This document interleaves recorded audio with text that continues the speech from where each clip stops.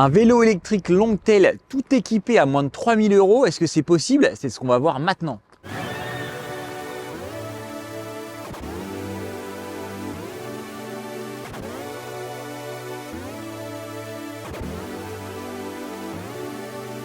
Ça, c'est le Nakamura Crossover Longtail. C'est le premier vélo cargo Longtail de Nakamura, donc de la marque d'Intersport. Longtail, c'est quoi? Ça veut dire long queue en anglais parce qu'il y a un porte-bagages allongé qui peut supporter jusqu'à 80 kg. Le vélo va pouvoir porter au total 170 kg, donc 80 kg à l'arrière, 10 kg dans le panier avant, le reste pour le pilote, pour le cycliste qui va piloter le vélo. En termes de confort sur ce vélo, c'est plutôt agréable. On voit qu'il a un cadre semi-ouvert. Alors, il n'est pas entièrement ouvert, mais ça facilite quand même l'enjambement. On va retrouver plusieurs éléments réglables. Le plus évident, c'est quelque chose qu'on trouve habituellement sur les vélos beaucoup plus chers, beaucoup plus haut de gamme. C'est la tige de selle télescopique. En fait, ça permet de monter confortablement sur le vélo et de pouvoir, une fois qu'on est lancé, de pouvoir relever la selle pour avoir une bonne distance de pédalage et retrouver un confort de pédalage pour pas être recroquevillé, mais c'est très pratique pour avoir les deux pieds au sol, notamment quand les enfants vont monter sur le porte-bagages et s'installer à l'arrière. Ça permet de tenir solidement le vélo. Ça sert aussi à partager le vélo avec plusieurs personnes de tailles différentes qui vont utiliser le vélo pour régler la hauteur de selle à la volée. Niveau des pneus, on a des gros pneus ballons de tailles différentes. On a un grand pneu de 27,5 pouces à l'avant et 24 pouces à l'arrière. Ils sont plus bas tout simplement pour faciliter la montée des passagers. C'est plus simple qu'avec une très grande roue à l'arrière. Des pneus avec 2,8 pouces de section, des pneus de 70 mm de large. C'est très gros, ça permet d'avoir beaucoup d'air dans le pneu et ça permet donc d'être assez confortable. Par contre, Nakamura annonçait des pneus Schwalbe Moto X sur son vélo et on se retrouve avec des pneus sans marque qui ont l'air quand même un peu plus fins. Quand on les touche au toucher, ils ont l'air un peu plus fins, un peu moins résistants peut-être que les pneus Schwalbe. Donc ça sera à voir. On n'a pas pu voir, on n'a pas crevé avec le vélo, mais on peut pas se prononcer sur la résistance aux crevaisons, qui est une des qualités des pneus du fabricant allemand Schwalbe. C'est des pneus qui sont corrects, ça adhère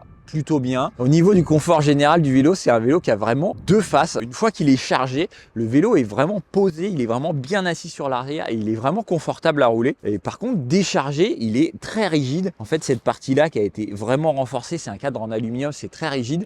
Et avec une tige de selle très courte, on prend vraiment tout dans l'arrière-train et c'est quand même assez inconfortable. Tous les chocs à l'arrière, on va bien les sentir au niveau du dos. On aurait préféré une tige de selle suspendue, ça existe télescopique et suspendu, donc il y a un peu d'amortissement. Là, c'est pas le cas. Au niveau du poste de pilotage, on retrouve un guidon légèrement cintré, des poignées ergonomiques là aussi qui sont ergonomiques mais qui sont quand même assez durs. Le caoutchouc est assez dur, c'est assez désagréable. Pour le reste, c'est assez confortable. On a une potence réglable qu'on va pouvoir relever pour venir vraiment être en position droite. On a aussi une fourche télescopique de 120 mm.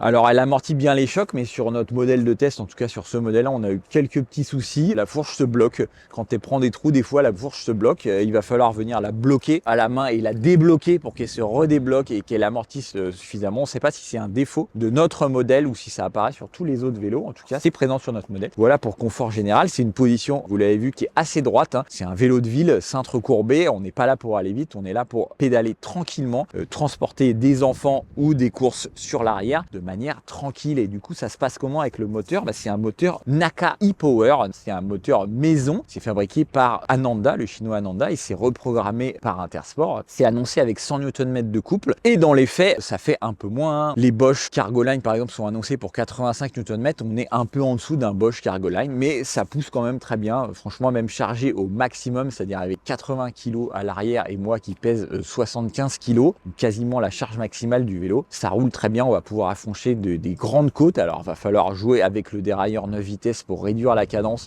On va monter à 12-13 km/h, mais ça les monte. C'est quand même impressionnant, quelque chose qui serait quand même très compliqué à faire sans moteur, voire même impossible. Là ça monte, c'est vraiment pas mal. Au niveau des modes d'assistance, on a 4 modes: Eco, Sport, Smart et Boost. Eco Sport, on les oublie tout de suite. L'Eco c'est vraiment trop dur. Le mode Sport, ça offre à peu près 300 watts de puissance annoncée au compteur. Ça compense le poids du vélo, on va pouvoir porter quelqu'un, mais là c'est vraiment pour les gens qui ont envie de se donner, qui ont envie de pousser sur le vélo. Le mode Smart est très agréable. Le mode Boost, c'est celui qu'on a le plus utilisé. C'est le mode qui part vraiment le plus fort. On a le maximum qu'on peut demander au moteur, mais ça part peut-être, on l'a fait essayer à d'autres gens, ça part peut-être un peu trop fort pour certains. Et donc là, on passera plutôt sur le mode Smart qui est vraiment plus linéaire dans l'approche. C'est pas vraiment un mode intelligent, puisque le mode intelligent chez Bosch permet d'utiliser toute la puissance du moteur quand on appuie fort sur les pédales. Là, on va pas utiliser toute la puissance du moteur parce qu'il est quand même moins puissant que le mode boost, mais il est plus linéaire. Donc si on appuie tout doucement, ça va partir plus doucement et c'est quand même plus agréable au quotidien. Et c'est dommage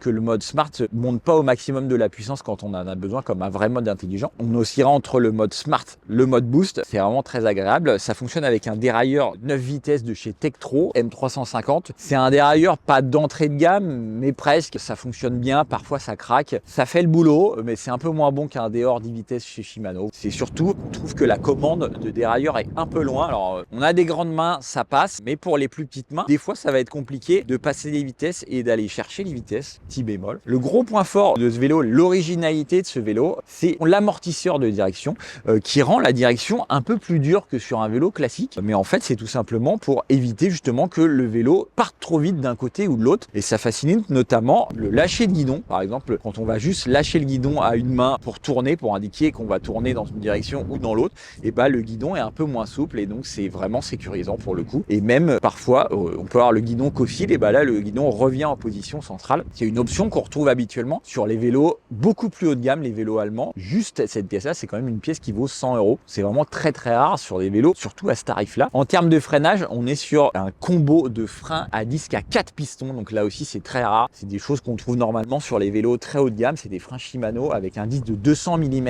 à l'avant et 180 mm à l'arrière. C'est des très gros disques car on retrouve habituellement sur des vélos de descente, les VTT de descente de montagne. L'avantage d'avoir des gros disques, c'est qu'en fait, ça répartit mieux la chaleur et ça freine un peu plus fort.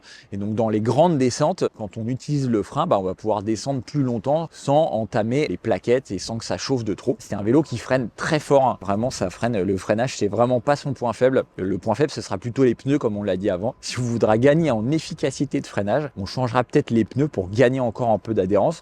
Mais vraiment, le combo frein avec des gros disques, frein à 4 pistons avec des gros disques, ça marche vraiment très très bien en termes de performance. Globalement, c'est un vélo qui s'emmène très bien. Hein. Le moteur est assez puissant pour emmener la charge, affronter les côtes. Il freine très bien. Les pneus sont larges, ça amène du confort. C'est un vélo qui se vit bien au quotidien. Donc le moteur pousse bien, mais en termes d'autonomie, qu'est-ce que ça donne? Alors là aussi, petite particularité, on a deux batteries. On a une première batterie dans le tube diagonal qui fait 520 Wh et on a une deuxième batterie dans le petit boîtier qui est ici qui fait 252 Wh. Les deux cumulés, c'est une capacité de 770 Wh.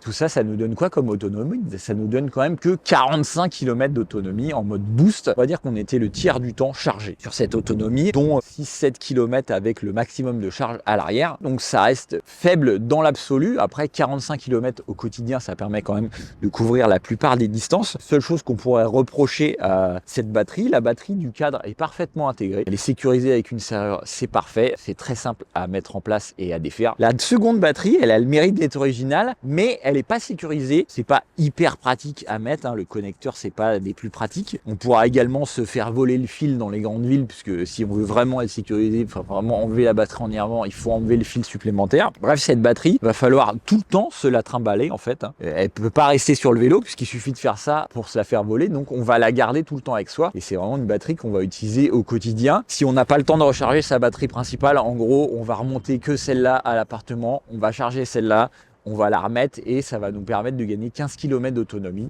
Peut-être de faire l'aller-retour de la journée et de garder l'autre batterie en complément pour les plus gros trajets ou le week-end. On ne sait pas quoi en penser, on ne sait pas vraiment si c'est une bonne idée ou une mauvaise idée. On se dit qu'au quotidien, on utilisera principalement la batterie principale, on prendra celle-là si on a vraiment plus d'autonomie et on jonglera entre les deux comme ça. En tout cas, celle-là, ce qui est sûr, c'est qu'elle ne peut pas rester sur le vélo pour stationner toute une journée, sinon il y a quand même un risque qu'elle disparaisse. En termes de charge, il va falloir 4 heures pour charger la grosse batterie.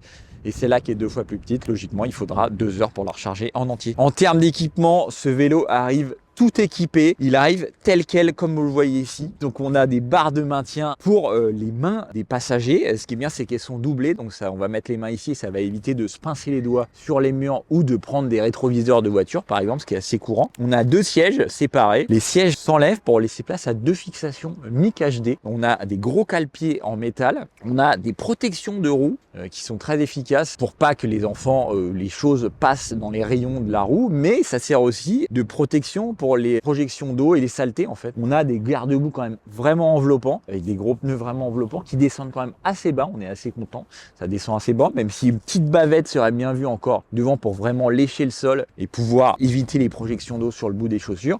On a une grosse béquille centrale ici qui supporte 100 kg. Donc le vélo fait déjà 45 kg, donc ça sera surtout pour charger les enfants. Chargement d'enfants, ça va se passer soit par-dessous en passant la tête ici, mais c'est assez compliqué avec un casque, il n'y a pas beaucoup de place. La plupart du temps, ils vont passer par-dessus, alors il faudra tenir le vélo et laisser les enfants s'installer en passant par-dessus. Voilà, on peut aussi mettre une caisse Eurobox 60 par 40 classique qu'on va venir placer ici pour charger des choses à l'intérieur. À l'avant, on a un panier qui supporte 10 kg, qui est quand même assez profond pour pouvoir mettre un petit sac de course. Éclairage avant, arrière. L'éclairage avant, il est devant le panier. Pour nous, c'est un peu trop exposé au choc. On aurait préféré le voir peut-être sous le panier ou sur le garde-boue pour qu'il soit moins exposé, en tout cas au choc, et moins prendre de coups. Le feu arrière est quand même bien intégré. Pour le coup, lui, il n'est pas exposé au choc, il est bien intégré à l'intérieur. Ça, c'est très bien. Aussi, terme d'équipement, petite sonnette très bien intégrée. Alors, on n'en parle pas souvent parce que d'habitude, les sonnettes sont basiques, mais là, c'est une toute petite sonnette qui est très bien intégrée, qui est bien placée, qui est vraiment proche du pouce, qui est accessible. On aime parce qu'on a déjà vu des vélos avec des sonnettes où le bouton est très loin, où c'est très compliqué, c'est pas pratique. En fait, l'auto-originalité de ce vélo, c'est de le mettre debout, de pouvoir le stocker debout. Alors, ça peut paraître gadget, mais pour certains, ça va être vraiment pratique pour pouvoir stocker dans un endroit où il n'y a pas la place de le stocker allongé ou pour gagner de la place. Attention, on voit qu'ici, il y a du vent, le vélo, il bouge. Il est quand même moins stable que sur ses roues. Donc, si vous avez des enfants qui passent à côté, on vous conseillera quand même de l'attacher au mur avec un tendeur ou au moins une petite sangle. Au final, le Nakamura Crossover Longtail, c'est un vélo électrique cargo polyvalent qui va surtout être destiné au transport d'enfants avec de nombreux accessoires d'origine, équipement de série. On a vraiment tout ce qu'il faut. Ce qui va manquer, c'est peut-être une capote de pluie pour les enfants, vraiment pour se déplacer sous la pluie. À moins de 3000 €, il y a très peu de concurrents. Il n'y a que Decathlon en fait, le R500 à ce prix-là, puisque si on a des concurrents aux alentours des 3000, 3200 € chez Yuba par exemple ou chez Tern avec le Quick Haul, on est à 3000, 3200 € sans aucun accessoire. Il va falloir tout rajouter et ça chiffre assez vite sur les vélos cargo. On va monter vite à 3500 voire 4000 €. Donc c'est très cher. Celui-là est très bien équipé. Le moteur est franchement performant. On a système modulaire de batterie avec 50 km d'autonomie. On a des accessoires quand même haut de gamme pour un vélo dans cette gamme de prix, comme la tige de selle télescopique qu'on ne retrouve pas chez Decathlon par exemple, un amortisseur de direction qu'on n'a pas non plus chez son concurrent numéro 1 et des freins à disque à 4 pistons. Voilà, il y a quelques petites pistes d'amélioration sur ce vélo, comme des poignées un peu plus confortables ou même des pneus un peu plus costauds. Voilà, si vous voulez l'améliorer. Pour le reste, c'est vraiment une très bonne base de départ. On vous conseillera de choisir celui dont le magasin est le plus proche de chez vous, puisque l'un ou l'autre, on sait très bien que si ces vélos, on a un problème de dérailleur, de réglage de roue, quoi ou qu'est-ce, c'est quand même des gros vélos qui sont compliqués à charger dans une voiture, va falloir y aller en vélo. Donc, vaut mieux que le magasin soit le plus proche possible de chez vous. Vous pouvez retrouver le test complet en détail sur Transition Vélo. D'ici là, vous pouvez vous abonner à la chaîne pour suivre toutes les vidéos, activer les notifications, poser vos questions dans les commentaires. On se fera un plaisir d'y répondre. D'ici là, on vous dit à bientôt pour une prochaine vidéo et d'autres tests sur Transition Vélo.